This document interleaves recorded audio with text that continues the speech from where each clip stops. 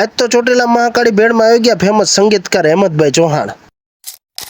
હવારમાં આવી ગયો માર્કેટ એડમાં. ભાણુભાઈને તમે બધા ઓળખતા જ હશો, અને આ એમનો છોકરો જો એ તો આને ઓળખતા હશો. પછી લઈ લીધા મરચા. માર્કેટમાંથી આવી એટલે બટાકા લેવા તો જવું જ પડે. લઈ લીધા બટાકા. રિક્ષામાં બટાકા ખડકાઈ દીધા ને હવે જવાનું ક્યાં? ઘરે. સવારમાં રાજેશ રેડિયો વાળાની ઉભી રાખી તો લલિત મામા ભેગા થઈ ગયા. આ હે રાજેશ રેડિયો વાળાની દુકાન. તમે બધા જોઈ દઈ છે હાઈવે ઉપર.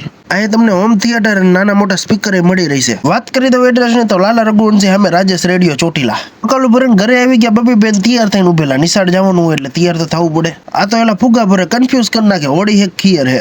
છોકરાઓ પાછા ન હોય એવું કરે. દિવાળીએ પતંગ ચગાવે ખીયર ઉપર ફુગા કરે. કેટલાય દીથી મોઢું હંતાડતો હતો ને આજ ફેસ રિવીલ કરી નાખ્યું ફાઇનલ. અનિલ કાકા અમારા રેડી માણા. હમણાંથી પાછો રાહુલ આવી ગયો એટલે હવે મારા કામમાં થોડીક શાંતિ પાછી. આ બે પાછા નાનપણના ભાઈ પણ લગભગ 20-25 વર્ષથી હારે કામ કરે. ભાણો ગામડેથી આવી ગયો એટલે હવે પાછું આપણે આપણું કામ કરવાનું, ડુંગળી ટમેટા કાપવાનું. કારણ કે દહીંમાં મસાલામાં હવે રજા મળી ગઈ. તાર પાસે પૈસા ન હોય તો હું તો બાકી વાળ હવે કપી નાખ. આ અમારા સેટના પાછા પ્રીમિયમ કસ્ટમર. આમના પાછો વિડીયો ઉતારી તો હક નથી.